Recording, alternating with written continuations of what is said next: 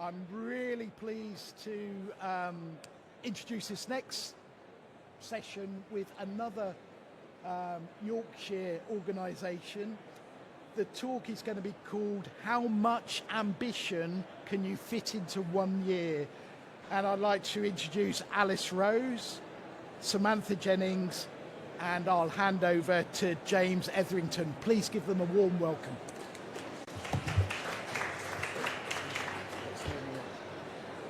Thank you very much for coming this afternoon, ladies and gentlemen. Before I begin, I need to say that the very first words I'm going to say to you are a lie. The title of the talk is a lie because it actually wasn't a year, it was more like 18 months, but a year sounded much better on branding, so we went for a year. But what we're going to talk about is really what we've achieved at Kiplin Hall over the last 18 months. It's been a really crazy and hard period for us, but we've had some amazing success that we'd like to share. And really how we managed to do this on the same level of staffing that we deliver our normal operations, which is about 9.6 full-time equivalent across the entire organisation. So depending on which organisation you're from, that may either sound like quite a lot or quite a little. We've got Alice Rose, who is our programming curator, and Samantha Jennings, who is our marketing manager, and myself, I'm the director. For anyone who doesn't know what Kiplin Hall... Oh, have I gone too far? Yep, that's right.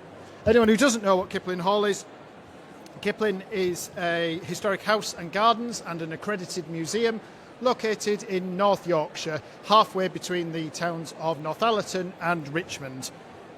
We were built 400 years ago, and it's our 400th anniversary this year, which Samantha will tell you about later. And we have 90 acres of grounds plus the historic house. We're not the most huge attraction, but we are growing every year. And so I will be covering some of the strategic elements that we've managed in the last 18 months. The first of which was the £1.8 million refurbishment of a building and creation of the new visitor centre. And this is the biggest thing we've done as an organisation, probably ever. And it came off the back of post-COVID growth. In 2019, our visitor numbers were 18,700. In 2022-23, we saw 34,483 visitors. So we had an increase of almost 60% in visitors. At 18,000 visitors, our visitor services were already stretched. The cafe was turning people away because they were just too busy. The shop was a tiny little stand down one corner of the admissions. Everything was in a single place. We needed a welcome point because you could actually walk around the gardens for 3 or 4 hours before anyone said hello to you. And we needed a secure pay barrier because people were just wandering onto site without paying, which as an independent attraction is not sustainable. And we also needed a new gallery to house a collection, the Annie Marchant collection, which Alice will talk about later. We were halfway down the track. In fact, we had planning permission for a brand new gallery, but then what may seem like an unfortunate event occurred. The University of Maryland, who were renting a building on site, decided to withdraw. The building they were renting was the old stables and coach house. It's a Grade 2 listed building in its own right, built in 1871, and in the 1980s was converted into a study centre. So basically overseas students came and enjoyed their time here, but post-COVID that had vanished and they disappeared. But the building was perfect for us. One, it's a historic building, which is ideal to refurbish and reuse. And two, the ground floor of it was almost identical to the new build. And three, and this being from Yorkshire, it was cheaper, which is always great. We undertook the refurbishment with £1 million from our own endowment fund, which was a major risk for us because it massively depleted the endowment fund. And £0.8 million from a variety of sources, blended finance from the Thrive Together Fund and from the Key Fund, which was a loan and grant combination, £100,000 from the Wolfson Foundation, which we're very grateful for, and £600,000 from the Annie Marchant bequest, which will be picked up later. The Visitors Centre has so far delivered a massive success. We budgeted to deliver an extra £60,000 across the year. As of today, we were over £70,000 up on last year's takings, and still 5 months of operations left to go. So it really has been a major success. It was, however, a massive piece of work. Apart from the fact that you've got to work with builders, architects and all that stuff, we underestimated, how long it would take. The architects were very cagey on how long things would take, and their best estimates were about 6 months less than the actual project was being, and it put a huge strain on the team in terms of fitting out, because it's all very well having a lovely building, but unless you've actually got chairs for people to sit on and toilet roll and things like that, it kind of doesn't work. We had a massive schedule slip, but we have opened it as of February, and it's been a major success. The second capital project, because one capital project is never enough, you always need another, was a £400,000 MEND-funded project for the library roof. And I have inserted the obligatory thanks to Arts Council England for this, because they funded the vast majority of it. We applied in September 23 and were awarded in the round of April 24.